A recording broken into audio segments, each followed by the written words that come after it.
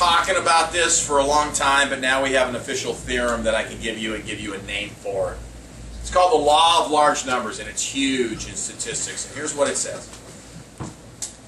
If you run a simulation many times, the results you get from the simulations are the right answers. Very simple case, flipping a coin. You flip a coin millions and millions of times. When you go figure out the percentage of heads, it's going to be 50%. It's going to be right. But it even goes further than that.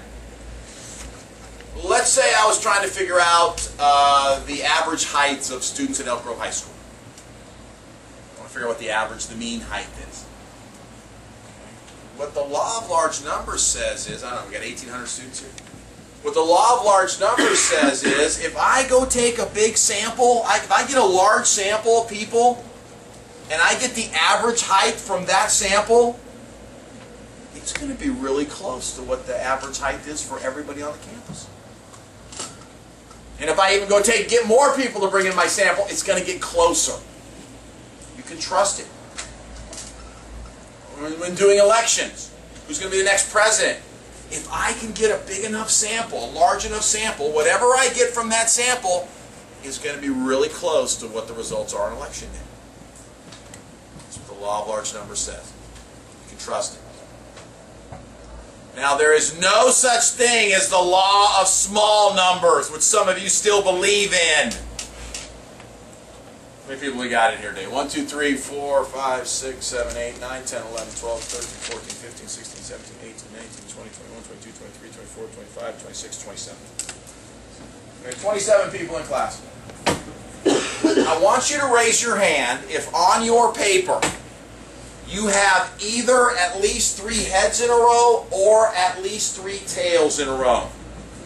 So if on your paper you've got 3 heads down or more, or 3 tails down, raise your hand. You guys got hit to this. 1, 2, 3, 4, 5, 6, 7, 8, 9, 10, 11, 12, 13, 14, 15, 16, 17, 18, 19, 20, 21, 22. Wow. Somebody throw that in your calculator. Tell me what that is. 0.81. Wow.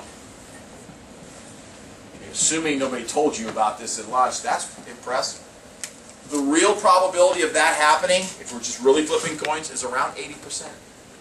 Around 80% of the time. So you know what? Here's what normally happens, right? You're right, heads, whoa! Can't do heads again, you get scared. But you guys didn't get scared, that's great. Well, let's go one step further. Raise your hand of you 22. Yet. Let me ask the question first. You just told us to raise our hand. Of you 22, raise your hand if you have both at least 3 heads and at least 3 tails in a row. If you have both, so on your paper you got 4 heads and 3 tails in a row. 1, 2, 3, 4, 5, 6, 7. So let me throw that in your calculator. Tell me what that is. 0.26. You guys are crazy good. The chances of that happening just by flipping a coin many times is around 20%. That'll happen around 20% of the time. So you guys good, baby. You understand. In the short run, things get crazy.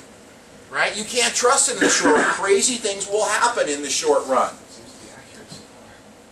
Yeah, I mean, you guys, what will normally happen when a group of people will do that, they won't run strings together like that because they think it's supposed to go the other way in the short run. Okay?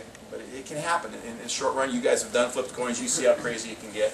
So be careful. There's no law of small numbers. But if you get a large enough sample size and you do a measurement on it, you're going to be good. So that begs the question, how large is large? How many people do I need to measure? How many people do I need to ask who's going to be the next president so that this thing will kick in? The answer is, unfortunately, it depends. It depends on the data that you're looking at. For example, let's say this school, I can't call people midgets, what do we call them? Small people? Small people, okay. I'll be right about this, okay? Challenge. So let's say this school was designed only for small people and giants. That's the only people that can be at this school. You got to be a little person or you got to be a giant. Now, if I'm trying to figure out the average height of the students at this school, I would have to take a bigger sample. right? Because my sample could be full. The data that I was getting it from was extremely variable. Okay, it was really spread out.